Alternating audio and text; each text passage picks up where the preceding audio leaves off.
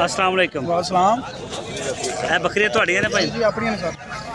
ਅੱਛਾ, ਇਹ ਕਿੰਨੀਆਂ ਬੱਕਰੀਆਂ ਲੈ ਕੇ ਆਏ? सर जी जब 10 जानवर ले आए ਨਸਲ ਕਿਹੜੀ ਹੈ?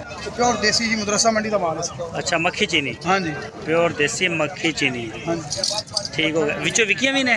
वो बेचे भी नहीं जानवर सर को खड़े। ਮੰਡੀ ਦੀ ਪੋਜੀਸ਼ਨ ਕਿੱਦਾਂ ਅੱਜ? ठीक है बेहतर है अल्लाह बेहतर करे। ਅੱਜ ਬਿਹਤਰ ਆ? हाँ जी ਤੇ अल्लाह ਰੇਟ ਕਿੱਦਾਂ ਚੱਲਦੇ ਪਏ ਨੇ? रेट भी ठीक है माशाल्लाह। ਜ਼ਿਆਦੇ ਨੇ, ਦਰਮਿਆਨੇ ਨੇ? ठीक है अल्लाह दी दाल बेहतर करे। ठीक ਬਿਹਤਰ ਆ। ਤੇ ਇਹ ਬੱਚਿਆਂ ਵਾਲੀਆਂ ਨੇ, ਦੁੱਧ ਵਾਲੀਆਂ ਨੇ ਜਾਂ ਸੂਣ ਵਾਲੀ? दुध वाली ने सून वाली ने जैसे कि इकट्ठा माल लिया है। ਵਿੱਚ ਬੱਚੇ ਹੈ ਕਿਸੇ ਨਾਲ? हाँ जी बच्चे भी है ना, बच्चे 6 खड़े हैं। ਅੱਛਾ ਅੱਛਾ। ਇਹ ਆ ਜਿਹੜੀਆਂ ਖੜੀ ਨਾ 2 4 6 ਕਿੰਨੇ ਦੀਆਂ ਨੇ? 1,20,000 ਨੂੰ ਪੁੱਟਾ ਸਰ।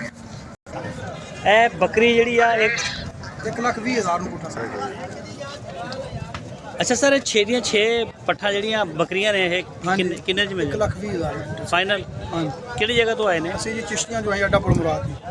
ਅੱਛਾ, ਉਧਰੋਂ ਹਰੂਨਾਬਾਦ ਵਾਲੀ हाँ ਸਾਈਡ। जी 10 किलोमीटर पर है। ਨੰਬਰ ਦੇਣਾ ਆਪਣਾ? हाँ जी 0329 12 16 117 ਪਿੰਡ ਦਾ ਨੰਬਰ ਜੀ 0329 12 16 117 WhatsApp ਹੈ ਤੇ? हाँ जी WhatsApp बड़ी। ਅਗਰ ਕੋਈ ਦੋਸਤ ਤੁਹਾਨੂੰ ਕਹਿੰਦਾ ਕਿ ਸਾਨੂੰ ਆ ਬੱਕਰੀਆਂ ਤੁਸੀਂ ਭਿਜਵਾ ਦਿਓ ਕਿਸੇ ਵੀ ਸ਼ਹਿਰ 'ਚ? हाँ जी बिल्कुल भिजवा देंगे। और ये भारियां बकरियां अपने को बढ़िया नामिनेट भी है 5-5 लाख तक बकरी बॉस कराई।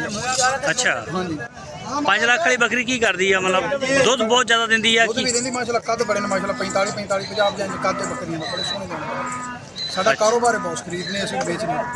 ਸਹੀ ਹੋ ਗਿਆ, जिस तरह का कोई ब्रीडर लेना चाहे जिस तरह का उस तरह का समझ ਠੀਕ ਹੋ ਗਿਆ। ਨਾਮ ਕੀ ਦੱਸਿਆ ਸੀ? मोहम्मद अंसर साहब।